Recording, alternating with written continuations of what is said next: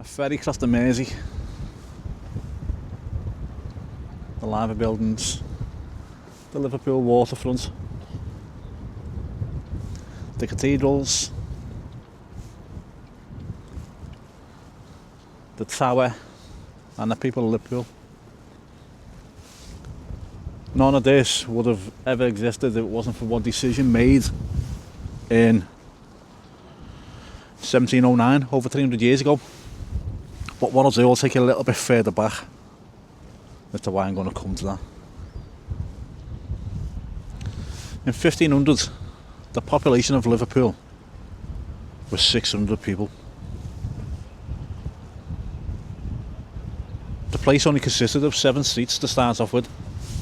And they were Bank Street, which is now called Water Street, Castle Street, Chapel Street, Dale Street, Juggler Street, which is now High Street, Moore Street, which is now Tithe Bar Street, and Whiteacre Street, which is now Old Hall Street.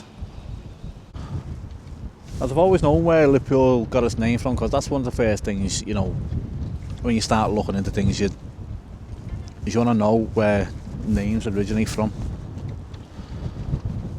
So, Liverpool was named after the Liverpool, which I'd seen pictures of, but I couldn't really work it out because I only know Liverpool as it is now, and I haven't got much of a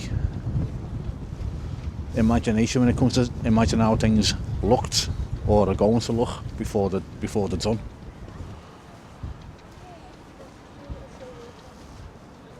So when I saw this map, it was like a hill with a castle on it, a couple of streets, and then behind the castle was like an extension of the Mersey. It was like an inlet, and that was the Liverpool. Now, Liver stands for thick and muddy, and pool stands for pool or creek. So there's this muddy creek that ran through the city, and when you look at it, you can kind of work it out now. So it would run from the back of the courts, the back of the law courts, the Queen Elizabeth II law courts. It ran around the back of there and right through the city centre, up Whitechapel towards the museum on William Brown Street. And that was what Liverpool was named after. Now, within the next 200 years, the population of Liverpool had grown to 5,000. So it took 200 years for the population to grow by an extra 4,400 people to 5,000. And as the population grew, people started getting ideas of how they could make the city grow a bit more. So they started doing small exports, but it wasn't easy.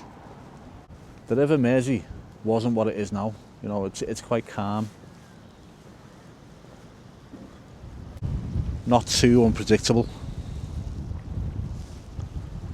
But back then, it was a fast-flowing, very unpredictable body of water, and any ships that come into the city, that's why I've experienced captains on it. So when Liverpool was doing its small export, ships would come in, but you didn't have what you got now.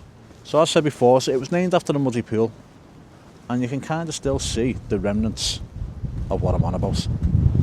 The tide's out at the moment, and if you look closely,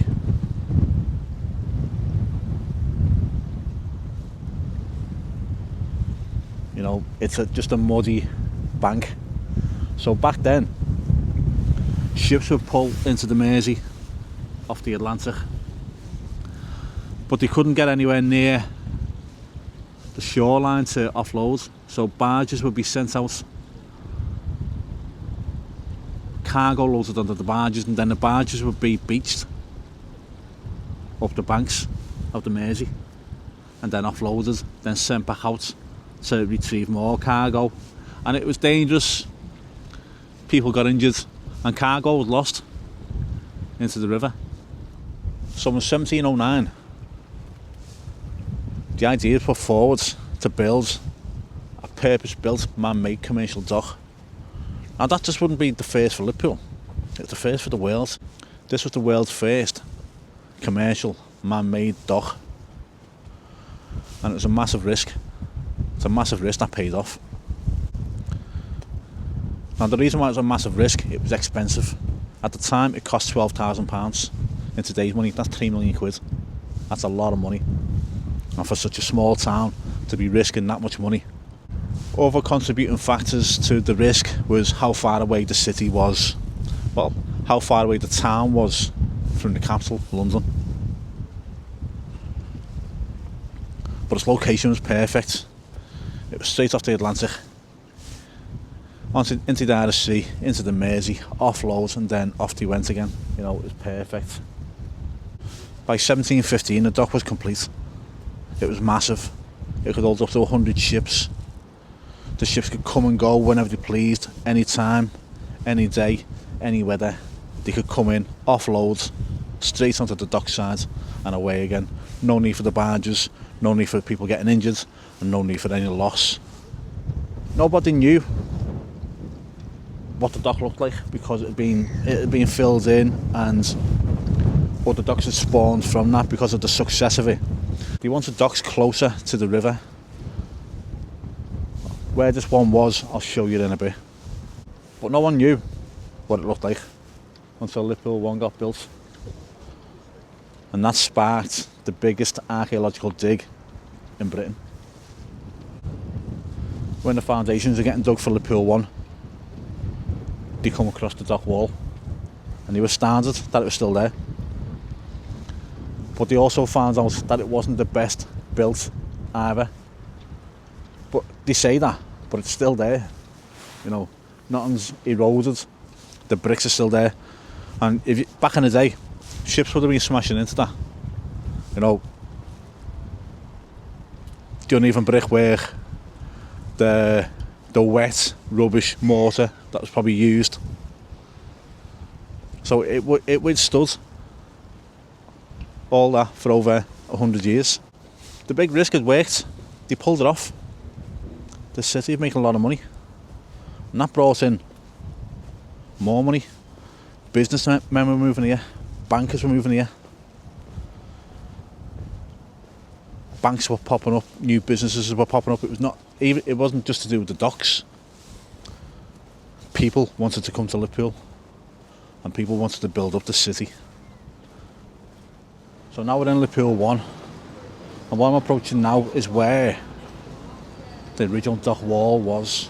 And you can have a little glimpse into the past at this. There's a little circular thing here.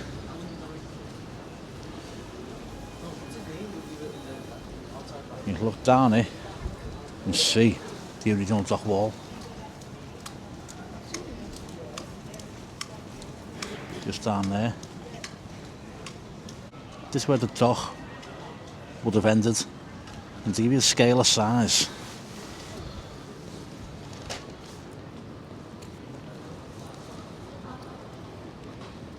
we'll take a walk up to where the gates of the dock would have been, and the Mersey let the water in.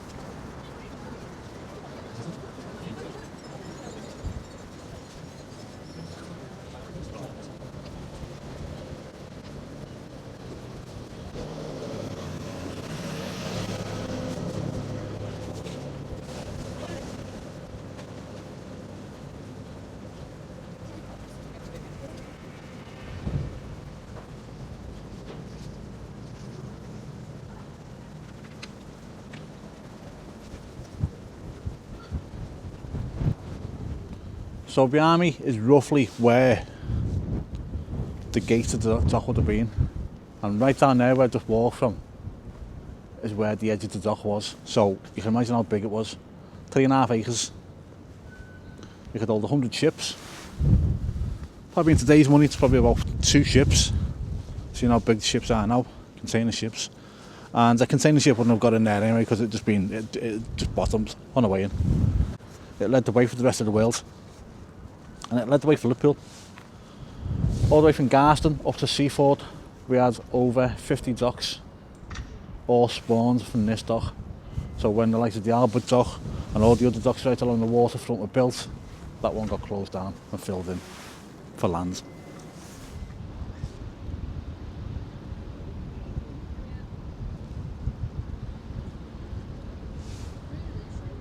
The risk taken on that dock worked.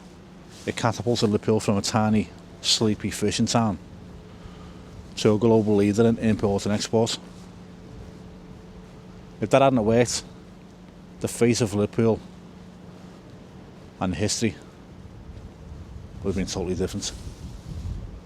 So between 1700 and 1800, Liverpool's population had grown by a massive 75,000 to 80,000 people. By 1880, it was granted city status. And in 1900, Liverpool's population was a massive 800,000 plus. And a lot of us have got that dock to be thankful for. I know for a fact, if it wasn't for that dock, I wouldn't have been born. I'm a 3rd generation Irish immigrant. So, that family, the Scully family, would have moved over from Ireland to Liverpool if it wasn't for that dock. We've all got a lot to be thankful for. Making this video took me down a massive rabbit hole of information. This video could have went on forever. Notable mentions is a place called Nova Scotia, which is where the pier head is now, and that was housing for dock workers, sailors, and that was all unearthed during the dig. If you look at the streets to the south of Chivas Park, they all point in like a spider's web towards Chivas Park. So you know, it all pointed to the dock. The warehousing, I could have went on about that. There's so much. There's just that when you dig into the history, it's bottomless. It really is. So there's going to be plenty more videos to come. But I thought the best place to start is where it all happened for Liverpool, and that dock was the birth of this city. If it wasn't for that dock, none of this idea would be here. Right, I'm going to leave it there. If you found it interesting, please subscribe to the channel. Leave me a comment. Let me know what you know about the old dock. If there's anything I've missed. Give us a thumbs up. Really appreciate it. And I'll speak to you all soon. Bye now.